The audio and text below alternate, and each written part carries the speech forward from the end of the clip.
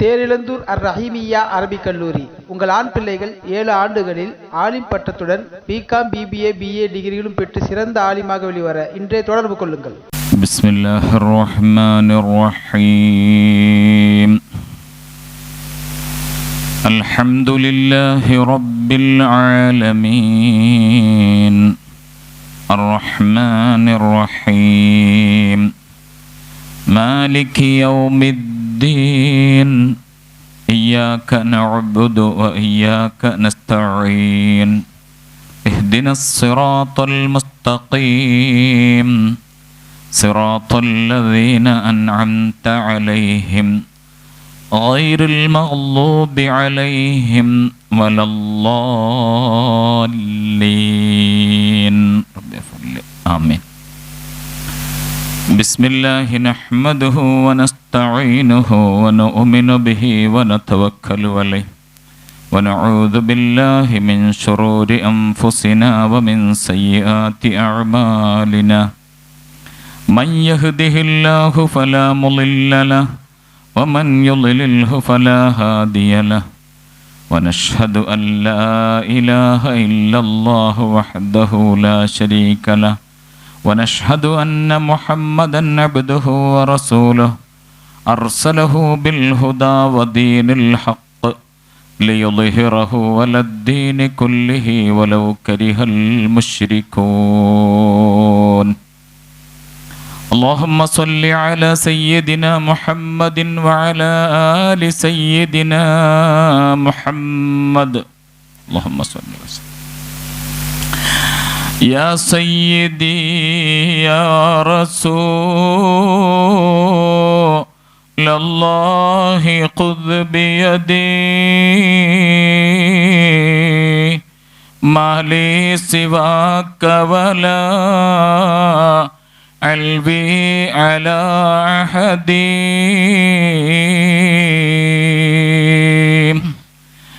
إني توسلت بالمختار أشرف من رقى السماوات سر الواحد الأحد. الصلاة والسلام عليك يا سيدي يا رسول الله. خذ بيدي قلت هيلتي أدركني يا رسول الله. الصلاة والسلام عليك يا نبي الله. خذ بيدي قلت هيلتي أدركني يا حبيب الله. الصلاة والسلام عليك يا رحمة للعالمين. خذ بيدي قلت هيلتي أدركني يا حبيب الله.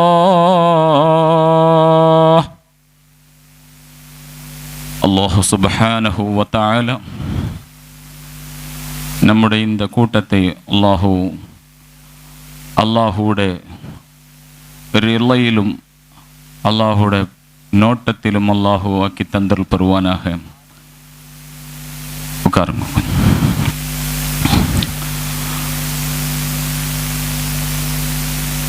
அல்லாஹு நமக்கு பெரிய பாக்கியத்தை கொடுத்திருக்கிறார்.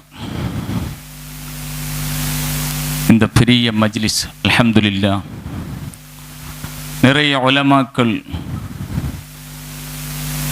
நல்ல முഖலிஸான முஃமினீன்கள் எல்லாம் ஒத்து சேர்ந்திருக்கிற ஒரு நல்ல ஒரு உண்மையான மஜ்லிஸ். நாம் ரொம்ப பக்கம் வந்து சேர்ந்து நிற்கிறது பரிசுத்த ரமலானு ஷரீஃப்.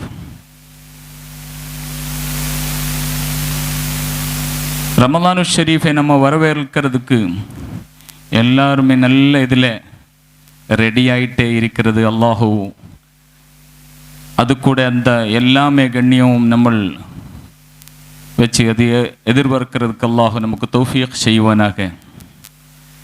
கண்ணியத்துக்குரிய அல்லாஹுடைய நல்லடியார்களே, பெரிய அளவுக்கு தமிழ் பேசுகிறது எனக்கு தெரியாது. கொஞ்சம் மலையாளம் எல்லாம் வந்துடுவாங்க, மலையாளத்தில் சுத்தமாக பேசிடுவாங்க. தெரியுமா எல்லாருக்கும் மலையாளத்தில்? இன்ஷா அல்லாஹ். இப்போ மலையாளம் எல்லாருக்கும் தெரியும். அந்த மாதிரி சொன்னதுனால இன்ஷா அல்லாஹ் அல்லாஹு സുബ്ഹാനഹു വ തആല അവൻ്റെ കോടാനകോടി സൃഷ്ടികളിൽ ഏറ്റവും അത്യുത്കൃഷ്ടനായി ഏറ്റവും ഉന്മയാർന്ന ഒരു സൃഷ്ടിയായി അല്ലാഹു സൃഷ്ടിച്ചിരിക്കുന്നത് മനുഷ്യനെയാണ്. മനുഷ്യനെ കറമല്ലാഹു ബനി ആദം, അല്ലാഹു സുബ്ഹാനഹു വ തആല മനുഷ്യ സമുദായത്തിന് മനിതരെ മുഴുവനും ആദരിച്ചിരിക്കുന്നു. മനുഷ്യേതര സൃഷ്ടികൾ മനുഷ്യനല്ലാത്ത മറ്റുള്ള സൃഷ്ടികൾ, അവരിൽ നിന്നെല്ലാം മനുഷ്യനെ അല്ലാഹു തആല വേറിട്ട് നിർത്തിയിരിക്കുകയാണ്, തനിയെ നിർത്തിയിരിക്കുകയാണ്. മനുഷ്യനെ അല്ലാഹു ആദരിച്ചതുപോലെ ഒരു സൃഷ്ടിയെയും ലോകത്ത് അല്ലാഹു തആല ആദരിച്ചിട്ടില്ല, ബഹുമാനിച്ചിട്ടില്ല. ഖലഖലകും മാ ഫിൽ അർളി ജമീഅ, ഭൂമിയിലുള്ളത് മുഴുവനും സൃഷ്ടിച്ചത് മനുഷ്യന് വേണ്ടിയാണ് എന്ന് പറയുമ്പോൾ മനുഷ്യൻ അറിയാതെ നിലക്ക് ലോകത്തിൻ്റെ വിവിധ ഭാഗങ്ങളിൽ, ഭൂമിയുടെ അന്തർഭാഗത്തും ആകാശലോകത്തും മറ്റ് മനുഷ്യൻ എത്തിപ്പെടാത്ത ചില മലയോരങ്ങളിലും മരുഭൂമികളിലും ഒരുപാട് സൃഷ്ടികൾ ജനിച്ച് മരിച്ചു പോകുന്നു. അതൊക്കെയും മനുഷ്യന് വേണ്ടി സൃഷ്ടിച്ചതാണ് എന്ന് പറയുന്നതിൽ എന്തർത്ഥമാണ് ഉള്ളത് എന്ന് ചില ആളുകൾ ഒരുപക്ഷെ ചിന്തിച്ചുകൂടായികയില്ല. അല്ലെങ്കിൽ ഏതെങ്കിലും ഇസ്ലാമിനെ ഉൾക്കൊള്ളാത്ത മുശ്രിക്കുകൾ അത് ചിലപ്പോൾ നിഷേധിച്ചുകൂടായികയില്ല. എന്നാൽ ബുദ്ധിയുള്ള മനുഷ്യൻ, വിവേകമുള്ള മനുഷ്യൻ, അഖലുള്ള മനുഷ്യൻ, നമുക്ക് ചിന്തിക്കുമ്പോൾ അല്ലാഹു തആല നമ്മളെ അല്ലാഹു മറ്റുള്ള സൃഷ്ടികളിൽ നിന്ന്, മറ്റുള്ള മഖ്ലൂഖുകളിൽ നിന്ന് മനുഷ്യനെ വേർതിരിച്ചിരിക്കുന്നത് മനുഷ്യൻ അല്ലാഹു തആല വിശേഷ ബുദ്ധി നൽകിക്കൊണ്ടാണ്. മനുഷ്യനുള്ള വേർതിരിവ് ബുദ്ധി വേറെ ഒരു സൃഷ്ടിക്കും ഇല്ല. എന്നാൽ മനുഷ്യന് വേണ്ടിയാണ് ലോകത്തുള്ള സൃഷ്ടികളെ മുഴുവനും സൃഷ്ടിച്ചത് എന്ന് പറഞ്ഞതിൻ്റെ തത്വം നമുക്ക് ഉൾക്കൊള്ളാൻ കഴിയും. നമ്മൾ ചിന്തിക്കുമ്പോൾ അല്ലാഹുവിൻ്റെ പരിശുദ്ധ ഖുർആൻ ഒരു കാര്യവും ഒരു അർത്ഥമില്ലാതെ ഒരു ഹർഫ് പോലും പറഞ്ഞിട്ടില്ല. പറഞ്ഞത് എന്തൊക്കെയുണ്ടോ അതിനൊക്കെയും ഒരുപാട് ആയിരക്കണക്ക് അർത്ഥങ്ങളുണ്ട്. ആ അർത്ഥം ഗ്രഹിക്കാൻ, അതിൻ്റെ മാന, അതിൻ്റെ പൊരുൾ മനസ്സിലാക്കാൻ നാം ചിന്തിക്കുകയും പഠിക്കുകയും ചെയ്യുമ്പോഴാണ് മനസ്സിലാവുക. അതിനു വേണ്ടിയിട്ടാണ് ആ ഖുർആനിൻ്റെ പൊരുൾ, ഖുർആനിൻ്റെ ആന്തരികാർത്ഥം, ഖുർആനിൻ്റെതായിരിക്കുന്ന വ്യാഖ്യാനങ്ങൾ, ബയാൻ മനസ്സിലാക്കുന്നതിന് വേണ്ടിയാണ് ഇത്തരം മദ്രസകൾ സ്ഥാപിതമായിട്ടുള്ളത്. അല്ലാഹു സുബ്ഹാനഹു വ തആല ലോകത്തുള്ള ഒരു സൃഷ്ടികളെ നമ്മൾ എടുത്ത് പരിശോധിച്ച് നോക്കിയാൽ ഓരോ സൃഷ്ടികളെയും വർഗങ്ങളായിട്ടാണ് സൃഷ്ടിച്ചിട്ടുള്ളത്. മനുഷ്യൻ എന്നത് ഒരു സൃഷ്ടി വർഗമാണ്. മൃഗങ്ങൾ എന്ന് പറയുന്നതിൽ തന്നെ ഒരുപാട് വർഗങ്ങളുണ്ട്. പശു ഒരു വർഗമാണ്, കുതിര ഒരു വർഗമാണ്, കുരങ്ങ് ഒരു വർഗമാണ്. അതുപോലെ പക്ഷികളിൽ ഒരുപാട് വർഗങ്ങളുണ്ട്. മൃഗങ്ങളിൽ തന്നെ സിംഹം ഒരു വർഗമാണ്, പുലി വേറൊരു വർഗമാണ്, ആന വേറൊരു വർഗമാണ്. ഇനി പ്രാണികളെ എടുത്താൽ ഉറുമ്പ് ഒരു വർഗമാണ്, ഈച്ചകൾ വേറൊരു വർഗമാണ്. അങ്ങനെ തുടങ്ങി നിരവധി കോടാനകോടി സൃഷ്ടികളിൽ നിന്ന് ഒരു ആയിരക്കണക്ക് വർഗങ്ങളെ അല്ലാഹു തആല ആക്കി. ഈ ഓരോ വർഗങ്ങളെ എടുത്ത് പരിശോധിച്ച് നോക്കിയാലും ലോകത്ത് ചരിത്രത്തിൽ എവിടെയും നിങ്ങൾക്ക് കാണാൻ കഴിയാത്തൊരു വസ്തുതയുണ്ട്. എന്താണെന്നറിയുമോ? മനുഷ്യൻ ഈ വർഗത്തിൽപ്പെട്ട ഏതെങ്കിലും ഒരു മൃഗത്തിനെയെങ്കിലും, ഒരു പക്ഷിയെയെങ്കിലും, അല്ലെങ്കിൽ ഒരു പ്രാണിയെങ്കിലും മനുഷ്യൻ നിയന്ത്രിക്കുകയും മനുഷ്യൻ്റെ മുഴുവൻ ശിക്ഷണങ്ങൾക്ക്, മനുഷ്യൻ്റെ പരിപാലനത്തിന് വിധേയരായിക്കൊണ്ട് ജീവിക്കുകയും വളരുകയും അത് മനുഷ്യൻ പറയുന്നത് പോലെ അനുസരിച്ചുകൊണ്ട് ജീവിച്ച് മരിക്കുകയും ചെയ്ത ചരിത്രങ്ങൾ ഇപ്പോഴും നടന്നുകൊണ്ടിരിക്കുകയും ചെയ്യുകയാണ്. ഞാൻ പറഞ്ഞത് മനസ്സിലായിക്കാണും. മനുഷ്യന് ലോകത്ത് ഏതൊരു ജീവിവർഗത്തെ എടുത്താലും, നമ്മളിപ്പോൾ സിംഹത്തെ എടുത്താൽ, ഇപ്പം എല്ലാം സോഷ്യൽ മീഡിയ ഒക്കെ ഉള്ളതുകൊണ്ട്, യൂട്യൂബ് ചാനലൊക്കെ ഉള്ളതുകൊണ്ട് എല്ലാവർക്കും കാണും. സിംഹത്തിനെയൊക്കെ നയിച്ചു പോകുന്ന മനുഷ്യന്മാരെ കാണാൻ കഴിയും. സിംഹത്തിനെ പരിപാലിക്കുന്ന മനുഷ്യന്മാരെ കാണാൻ കഴിയും. ആനനെ പരിപാലിക്കുന്ന മനുഷ്യന്മാരെ നമ്മൾ ഇവിടെയൊക്കെ കാണാറുണ്ട്. ആനനെ തൊഴിച്ചു കൊണ്ടുപോകുന്ന ആളുകൾ. യാന എന്ന് പറയും നിങ്ങൾ, യാന. അതിനെ തൊഴിച്ചു പോകുന്ന അതിൻ്റെ പാപ്പാന്മാരെ കാണാം. അതുപോലെ പക്ഷിയെ കൊണ്ട് നടക്കുന്ന, നിയന്ത്രിക്കുന്ന മനുഷ്യന്മാരെ കാണാം. തത്തയെ കൊണ്ടൊക്കെ സംസാരിപ്പിക്കുക, വിളിക്കുമ്പോൾ ഇങ്ങോട്ട് വരും. അതുപോലെ നിരവധി പക്ഷികളെ നിയന്ത്രിക്കുന്ന മനുഷ്യന്മാരെ കാണാം. അതുപോലെ നിരവധി തേനീച്ചകളെ നിയന്ത്രിക്കുന്ന മനുഷ്യന്മാരെ കാണാം. ഞാൻ കണ്ടിട്ടുണ്ട്. ഞാൻ അറിയുന്ന ഒരു മുസ്ലിയാർ ചെയ്യുന്ന പണി തേനീച്ച കൃഷിയാണ്.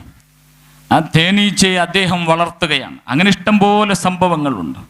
ഉറുമ്പിനെ വളർത്തുന്നവരുണ്ടാവും. അതുപോലെ എലികളെ വളർത്തുന്നവർ, പാമ്പിനെ നിയന്ത്രിക്കുന്നവർ, ഇഴയ ജന്തുക്കൾ, പാമ്പ്, സ്നേക്സ്, അതിനെ വളർത്തുന്ന ആളുകളുണ്ടാകും. എന്നാൽ നിങ്ങൾ തിരിച്ചതിൻ്റെ ഓപ്പോസിറ്റ് ഒന്ന് ചിന്തിച്ചു നോക്കൂ. മനുഷ്യനെ നിയന്ത്രിക്കുന്ന ഒരു ജീവിയും, മനുഷ്യനല്ലാത്ത ഒരു ജീവിയും ലോകത്ത് ചരിത്രത്തിൽ ഇന്നേ വരെ ആരും ഒരു കഥയിൽ പോലും, ഇല്ലാത്ത കഥയിൽ പോലും എഴുതി വച്ചിട്ടില്ല. ലോകത്ത് മനുഷ്യനെ നിയന്ത്രിക്കുന്ന, മനുഷ്യനല്ലാത്ത ഒരു ജീവി ഉണ്ടോ? ഒരു പക്ഷി മനുഷ്യനെ നിയന്ത്രിക്കുന്ന, മനുഷ്യന് ഭക്ഷണം കൊടുക്കുന്ന, മനുഷ്യനെ വളർത്തുന്ന, മനുഷ്യൻ ആ പക്ഷി പറയുന്നത് പോലെ നടത്തുന്ന, അല്ലെങ്കിൽ ഏതെങ്കിലും ഒരു പശു പറയുന്നത് പോലെ മനുഷ്യൻ ജീവിക്കുന്ന, ആ പശു സമ്പാദിച്ചു കൊണ്ടുവന്ന് മനുഷ്യനെ പോറ്റുന്ന, ഈ നിലക്കുള്ള ഒരു ജീവിയെ ലോകത്തെവിടെയും ചരിത്രം എവിടെയെല്ലാം, എന്തെല്ലാം ചരിത്രം എവിടെയെല്ലാം ആരംഭിച്ചിട്ടുണ്ടോ അന്നത്തെ ചരിത്രം മുതൽ ഇന്നത്തേത് വരെ ഒരു കെട്ടുകഥയിൽ പോലും കാണാൻ സാധ്യമല്ല. ഇതാണ് പറഞ്ഞത്, ഖലഖലക്കും മാ ഫിൽ അർളി ജമീഅ. മനുഷ്യന് വേണ്ടിയിട്ടാണ് ലോകത്ത് എല്ലാ സൃഷ്ടിജാലങ്ങളെയും സൃഷ്ടിച്ചത്. അതല്ലാതെ അവർക്ക് വേണ്ടിയിട്ടല്ല മനുഷ്യനെ സൃഷ്ടിച്ചത് എന്ന് പറഞ്ഞതിൻ്റെ അർത്ഥം ഇപ്പോൾ മനസ്സിലായില്ലേ? മലയാളം തിരിഞ്ഞവർക്കൊക്കെ മനസ്സിലായിട്ടുണ്ടാവും ഞാൻ മനസ്സിലാക്കും. ഇതൊക്കെ നമ്മൾ ചിന്തിക്കേണ്ട വിഷയമാണ്. അള്ളാഹുവിനെ ഓർക്കാൻ, അള്ളാഹു സുബ്ഹാനഹു വ തആല നമുക്ക് നൽകിയ അനുഗ്രഹങ്ങൾ, വഇൻ തഉദ്ദൂ നിഅമത്തല്ലാഹി ലാ തുഹ്സൂഹാ.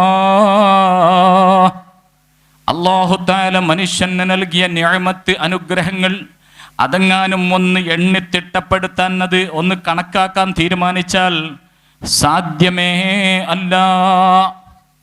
എന്തെല്ലാം അനുഗ്രഹങ്ങളാണ് അല്ലാഹു തആല മനുഷ്യന് നൽകിയത്. മനുഷ്യനെ മനുഷ്യനായിട്ട് സൃഷ്ടിച്ചത് തന്നെ വലിയൊരു റഹ്മത്താണ്. നമ്മളെങ്ങാനും മനുഷ്യനല്ലാത്ത ഒരു പോത്തായിട്ടോ, അല്ലെങ്കിൽ ഒരു പശുവായിട്ടോ, അല്ലെങ്കിൽ ഒരു ആടായിട്ടോ, അല്ലെങ്കിൽ ഒരു നിർദിഷ്ടമായ ന്യായയായിട്ടോ, പന്നിയായിട്ടോ അള്ളാഹു സൃഷ്ടിക്കാമായിരുന്നു എന്നെയും നിങ്ങളെയും. പക്ഷേ അള്ളാഹു സുബ്ഹാനഹു വ തആല നമുക്ക് നൽകിയ, അള്ളാഹുവിന് നമ്മുടെ ജീവിതം മുഴുവനും സാഷ്ടാംഗം ചെയ്താലും സുജൂദ് ചെയ്താലും അത് ശുക്രാവുകയില്ല. അള്ളാഹു തആല നമ്മളെ മനുഷ്യനായിട്ട് സൃഷ്ടിച്ചു എന്നതിന് പകരം, അതിലപ്പുറം മനുഷ്യനായി എന്നതിനപ്പുറം അല്ലാഹു തആല നമുക്ക് നൽകിയ അമൂല്യമായ നിധിയാണ് ഈമാൻ എന്ന് പറയുന്നത്. അല്ലാഹു എന്ന ഇത്രയും വലിയ ഈ ലോകത്തെ മുഴുവനും സൃഷ്ടിച്ച് പരിപാലിച്ച് സംവിധാനിച്ചു കൊണ്ടുപോകുന്ന റബ്ബുൽ അലീമായ അല്ലാഹുവിനെ ഒന്ന് ഇങ്ങനെ ഒരു റബ്ബുണ്ട് എന്ന് മനസ്സിലാക്കാൻ നമുക്കല്ല ഭാഗ്യം തന്നത്, അത് വലിയ ഭാഗ്യം തന്നെയാണ്. അല്ലാഹു തആല നൽകി ഏറ്റവും ഒരു മനുഷ്യന് നൽകാവുന്നതിൽ ഏറ്റവും വലിയ ഭാഗ്യമാണ് ഈമാൻ നൽകി അനുഗ്രഹിക്കുക എന്ന് പറയുന്നത്. അതുകൊണ്ട് നമുക്ക് അല്ലാഹു തആല നൽകിയ ഈമാൻ, ആ വിശ്വാസം, അതിനൊരു കളങ്കവും വരാൻ പാടില്ല, അതിനൊരു പോറലും ഏൽക്കാൻ പാടില്ല എന്ന നിലക്ക് ആ ചിന്തയോടുകൂടി നാം നമ്മൾക്ക് നൽകിയ ഈമാനെ സംരക്ഷിക്കണം. ആ ഈമാൻ സംരക്ഷിക്കണമെങ്കിൽ ഇവിടെ ഹസ്രത്തുമാർ നിറയെ നമുക്ക് ബയാൻ ചെയ്ത് തന്നത് ആ ഈമാൻ സംരക്ഷിക്കുന്ന വിഷയമാണ്. നമ്മൾ ഇൽമ് പഠിക്കണം, ഇൽമിൻ്റെ ഖാദിമീങ്ങളാവണം. ഇൽമിൻ്റെ ഖാദിമീങ്ങൾ എന്ന് പറഞ്ഞാൽ മദ്രസ ഉണ്ടാക്കണം. ആ മദ്രസ നല്ലപടിയിലെ നല്ല ഹസ്രത്തുമാരെ വെച്ച് നടത്തിയിട്ട് പോകണം. നല്ല കുട്ടികളെ വെച്ച് പഠിപ്പിക്കണം. നമ്മളെ കുട്ടികളെ മുഴുവനും ഇൽമുള്ളവരാക്കി മാറ്റണം. അതിന്ന് കാലത്ത് പെണ്ണുങ്ങൾക്ക് വളരെ ഇൽമ് കുറവാണ് എന്ന അർത്ഥത്തിലാണ് ബഹുമാനപ്പെട്ട ഇസ്മായിൽ ഹസ്രത്ത് ഉസ്താദ് അവറുകൾ സംസാരിച്ചത്. വളരെയധികം യഥാർത്ഥത്തിൽ സ്ത്രീകൾ നല്ലവണ്ണം ഇൽമുണ്ടായാൽ ആ വീടും ആ വീട്ടിലുള്ളവരും എല്ലാം നന്നാകും. അതുകൊണ്ടാണ് അത് പറഞ്ഞിട്ടുള്ളത്. അല്ലാഹു സുബ്ഹാനഹു വ തആല നമുക്ക് നൽകിയ ഈമാൻ, നമുക്ക് ഈമാൻ ഇൽമു എന്ന് പറയുന്നത് അൽ ഇൽമു ഹയാത്തുൽ ഇസ്ലാം. ഇൽമു എന്ന് പറയുന്നത് ഇസ്ലാമിൻ്റെ ദീനിൻ്റെ ജീവനാണ്. ജീവനില്ലാത്ത ഒരു വസ്തുവിനും ഒരു വിലയും നിലയും ഉണ്ടാവുകയില്ല. ജീവനില്ലാത്ത ഒരു സാധനത്തിന് ആർക്കെങ്കിലും ആവശ്യമുണ്ടോ? ഇല്ല. ജീവനില്ലാത്ത ഒരു ജീവിയെ ആവശ്യമില്ല. ഒരു ശവം ആരും ഏറ്റെടുക്കാൻ തയ്യാറാവുകയില്ല. അപ്പോൾ മനുഷ്യൻ, നമ്മൾ മുസ്ലിമീങ്ങൾ ഒരു ജീവനില്ലാത്ത മുസ്ലിമാകാൻ പാടില്ല. ഇൽമുണ്ടാവണം, എല്ലാ നിലക്കുമുള്ള ഇൽമ് നമുക്കുണ്ടാവണം, അറിവുണ്ടാവണം. അതാണ് നമ്മുടെ ഏറ്റവും വലിയ ദൗത്യം.